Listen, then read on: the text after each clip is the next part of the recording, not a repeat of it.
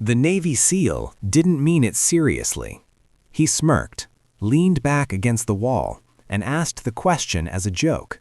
"So, what's your rank?" The room chuckled. But what happened next silenced an entire base, because within minutes, 4 generals arrived, and every single one of them saluted her. The setting, 1 to 220. The training base was active long before sunrise. Boots hit concrete. Rotors hummed in the distance. Orders echoed through steel corridors. This was a place where confidence was earned, not given. She didn't look out of place, but she didn't stand out either. Plain uniform, no visible insignia, no rank markings. She carried herself calmly, clipboard in hand, observing rather than participating. To the SEALs passing by, she looked like support staff, maybe intelligence, maybe logistics, definitely not someone important. Or so they thought. The SEAL team's attitude, 220 to 340. The SEALs gathered near the briefing room, relaxed but sharp. These were men used to danger, authority, and command. They joked loudly, laughed easily, until she walked past. One of them glanced at her blank shoulder patch. "No rank?" he muttered. Another grinned. "Guess we're babysitting today." She heard them. She didn't react. She never corrected them.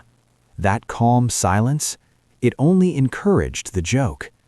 The joke, 340 to 440. As she stopped near the doorway, reviewing notes, one SEAL finally spoke up, loud enough for others to hear. "So, ma'am, just curious, what's your rank?" Laughter followed. Not cruel, but dismissive. She slowly looked up. Her expression didn't change. No irritation, no embarrassment, just calm. She answered with a single sentence, "You'll know soon." The laughter faded, not because of what she said, but how she said it.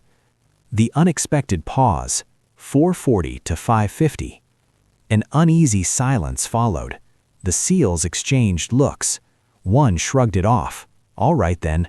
But something had shifted. She stepped aside as the briefing doors opened. Then the base alarm chimed. Not loud, not urgent, a priority arrival alert. That didn't happen without reason.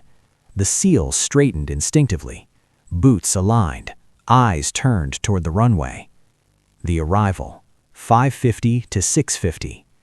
Outside, engines roared. A black aircraft touched down. Then another. Then another. 4 vehicles rolled onto the tarmac. 4 flags fluttered. 4 generals stepped out. Not casually, not conversationally, purposefully. Every conversation stopped. The SEAL who had joked earlier swallowed hard, because all 4 generals were looking in one direction, at her. The moment before the salute, 670 to 730. She stood perfectly still, no movement, no surprise, as if this was expected. The generals approached. Boots struck. A Navy SEAL asked her rank as a joke. Minutes later, 4 generals arrived, and every one of them saluted her. Now the base waits for an explanation. The aftermath. The salute ended, but the shock did not. SEALs stood frozen. No one spoke, no one moved. The generals lowered their hands, faces unreadable. She returned the salute, perfectly, precisely, not rushed, not delayed, as if she had done it 1,000 times before. The SEAL who had laughed earlier stared at the ground. He understood now. This wasn't about rank. This was about authority. The closed doors. The generals turned to the base commander. "Clear the briefing room," one said. No argument, no hesitation, only silence and obedience.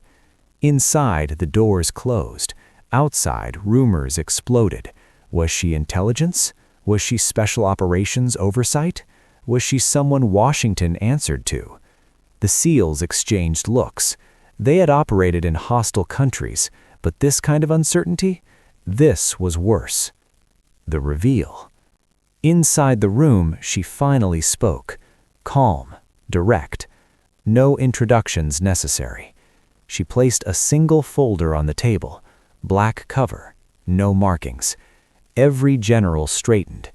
"This base is under operational review," she continued, "effective immediately." One general nodded. Another added quietly, "She operates above the traditional chain of command." Outside the room, the SEALs felt it.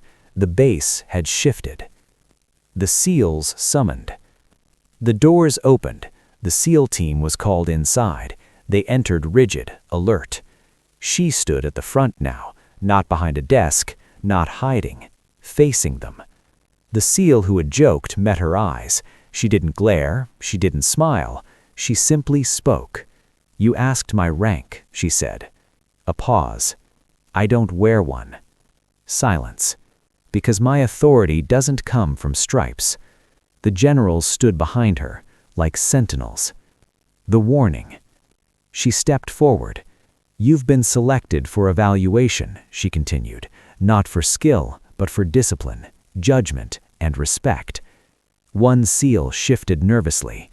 "You will follow every directive," she said calmly, "or this base will shut down." The words weren't a threat. They were a statement of fact. The SEALs nodded, every one of them, because now they knew she wasn't here to test them. She was here to decide who was worthy. A joke revealed authority beyond rank. 4 generals saluted without hesitation. And now, the SEALs face an evaluation they never trained for. The base lockdown. The alarm didn't scream. It pulsed, slow and deliberate. Gates sealed, flights halted, communications restricted. The SEALs felt it immediately. This wasn't a drill. This was control. She stood on the observation platform, hands clasped behind her back, watching the base respond exactly as intended. Efficiency revealed truth. The first test. The SEALs were ordered to prepare for a routine movement exercise. Simple, familiar, but halfway through, instructions changed. Conflicting commands, delayed intel, ambiguous targets. Some SEALs hesitated, others pushed forward anyway. She noted everything. Not who moved fastest, but who thought before acting. One SEAL corrected a teammate quietly. Another ignored protocol. She marked both. The mistake. A simulated civilian crossed the lane. One SEAL raised his weapon too quickly. She stopped the exercise instantly. Freeze. Her voice carried without effort. She walked forward. Not angry, disappointed. "Skill without restraint is liability," she said. The SEAL lowered his weapon, jaw tight. The lesson landed harder than any reprimand.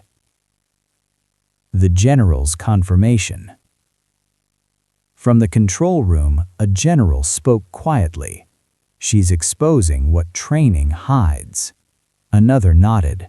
"This isn't about combat. It's about judgment under authority they don't recognize." Below, the SEALs regrouped. No one joked now. No one questioned. The question returned. The SEAL who had joked on day 1 finally spoke. "Permission to ask a question, ma'am." She turned, granted it with a nod. "Who are you accountable to?" She didn't answer immediately. Then, "The Constitution," she said, "and outcomes. Nothing more, nothing less."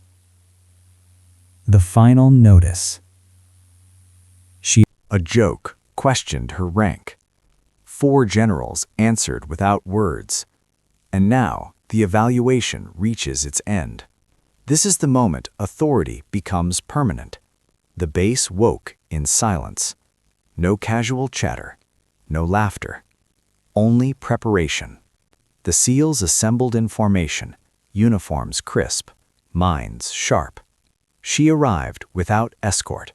No insignia, no announcement, just presence. Every eye followed her, not because she demanded it, but because she had earned it.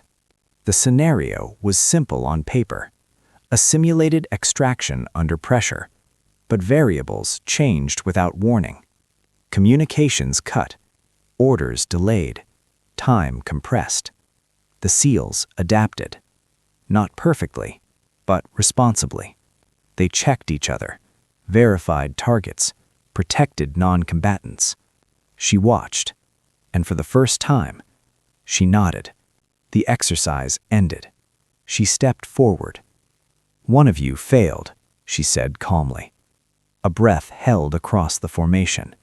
She named the SEAL who had raised his weapon too quickly the day before. "You will be reassigned," she continued. "Not because you lack skill, but because you lack restraint." No argument, no appeal, just acceptance. The lesson was final. A general stepped beside her. "For those wondering," he said, "she represents an authority established after failure, when command alone wasn't enough." She spoke once more. "My rank is irrelevant," she said. "My function is accountability. Some missions require firepower. Others require oversight. She was the latter." She turned to leave. The SEALs remained still. Then, one by one, they raised their hands. Not ordered, not expected. A salute. Not to rank, to authority, to restraint, to judgment. She returned it, perfectly. The base resumed operations, but it was changed. The SEAL who joked would never forget the question he asked, and the answer he received. Because some authority doesn't wear insignia. It arrives, it observes, and when necessary, it shuts everything down.